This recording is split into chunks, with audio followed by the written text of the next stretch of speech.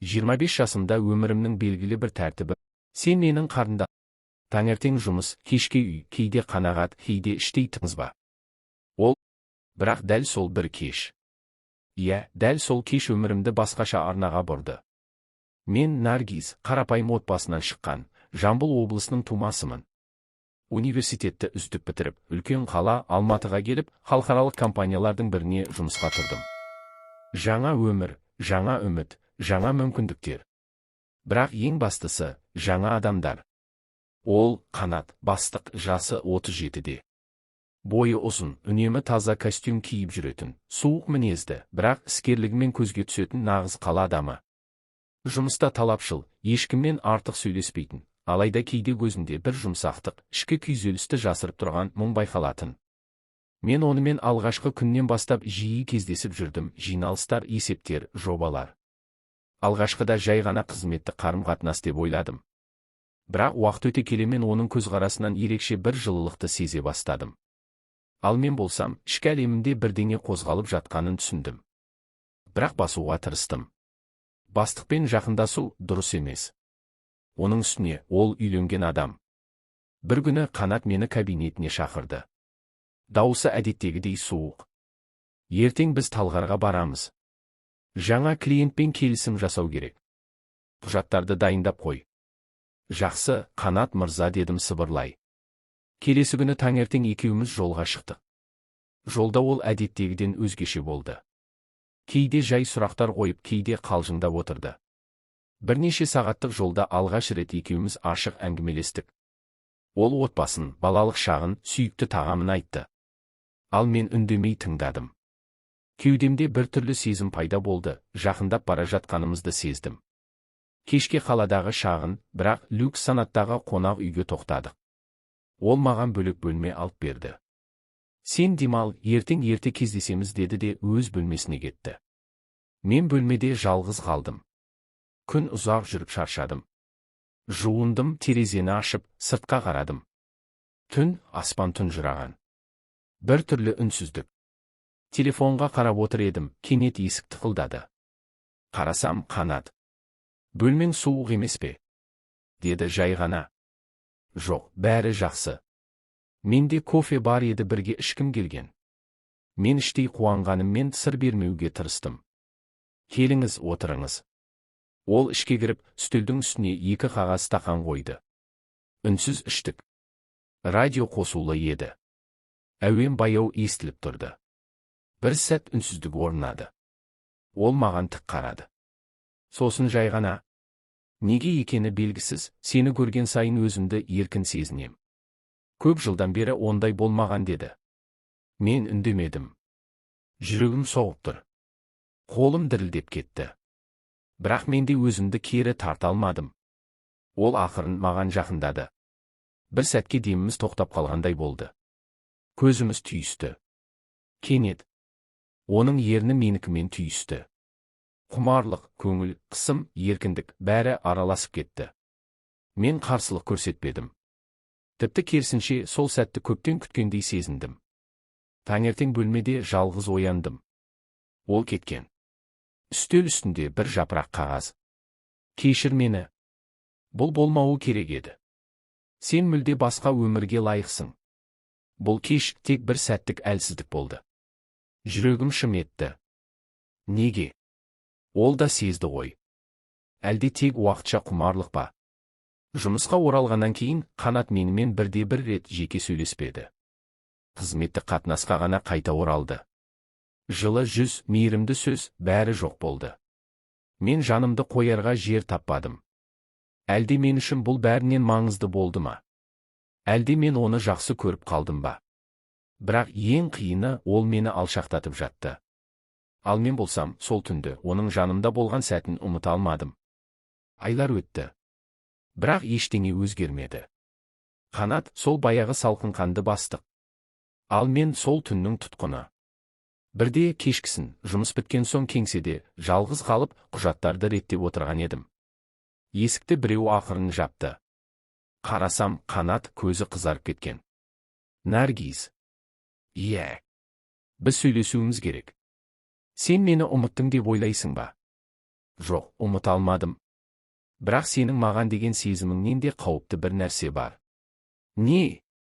Сен. Менің. Ол сөзін аяқтамай қалды. Бірақ мен оның көзінен бір ерекше үрейді байқадым. Басым айналып, орындыққа отырдым. Не айтқыңыз келіп тұр? 25 жасымда өмірімнің белгілі бір тәртібі. Сен менің қарында. Таңертең жұмыс, кешке үй, кейде қанағат, кейде іштей тыңызба. Ол, бірақ дәл сол бір кеш. Иә, дәл сол кеш өмірімді басқаша арнаға бұрды. Мен Наргиз, қарапайым отбасынан шыққан, Жамбыл облысының тумасымын. Университетті үздік бітіріп, үлкен қала Алматыға келіп, халықаралық компаниялардың біріне жұмысқа тұрдым. Жаңа өмір, жаңа үміт, жаңа мүмкіндік. Бірақ ішімде мың сұрақ.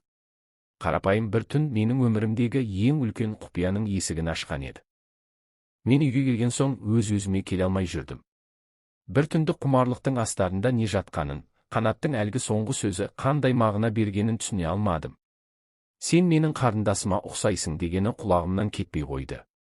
Ұқсастық деген не? Жай сырт келбет пе, әлде одан да терең байланыс бар ма? Сол түні көз іле алмадым. Ертеңінде кеңсеге барғанымда Қанат орнында жоқ болып шықты. Хатшы қыздан сұрасам. Қанат мырза бір аптаға демалысқа кетті. Жеке шаруалармен деді. Бұл тіпті күдігімді күшейтті. Демалыс алды ма, әлде менен қашты ма? Келесі бірнеше күнде ол хабарласқан жоқ. Жұмыста бәрі бұрынғыша, тек менің ішім ғана алай-дүлей. Не істеу керек?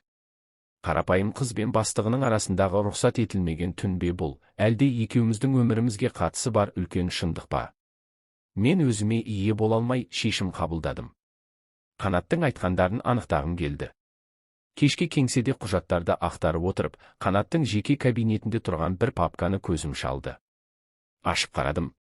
Ішінде фотосуреттер, ескі құжаттар, іздеу парақтары. Бір фотоға көзім түсті, бала кезде түсірілген, 10 шақты жастағы қыздың суреті.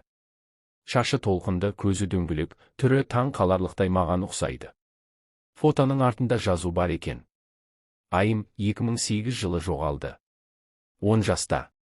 Сол жақ бетінде меңі бар. Сол сәтте мен есімнен тана жаздадым.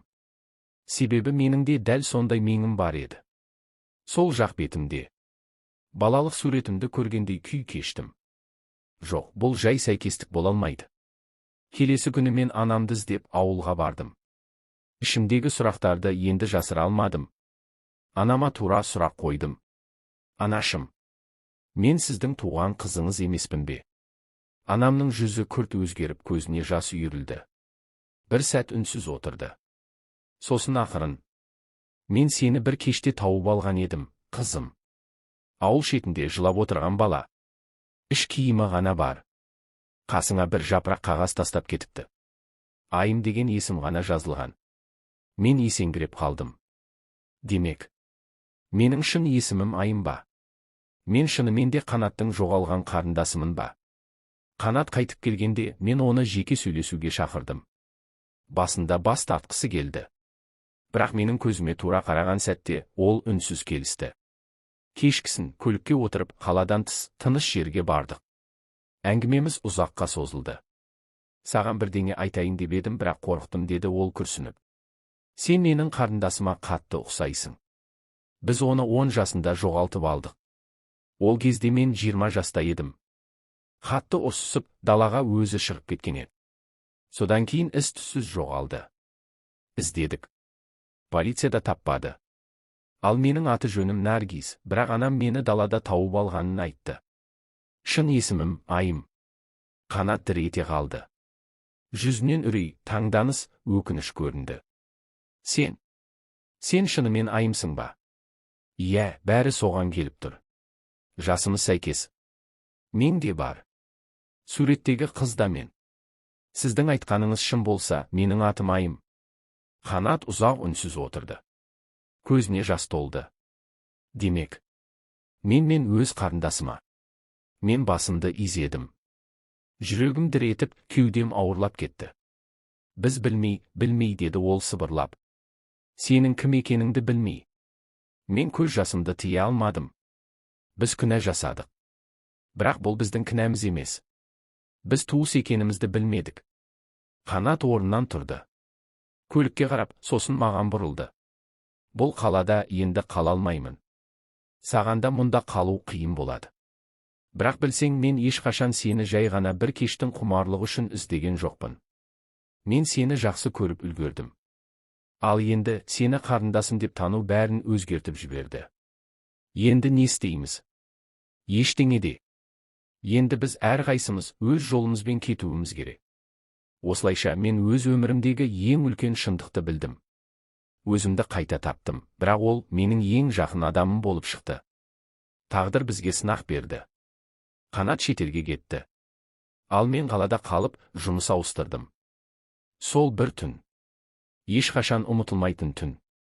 Сол бір түннен кейін менің өмірім екіге бөлінді. Бұрынғы Наргиз және шын есімі Айым, Қанатқа деген сезім, күнә мен махаббаттың арасында қалды. Ал екеуміздің арамыз енді ешқашан жалғана алмайтын көпір.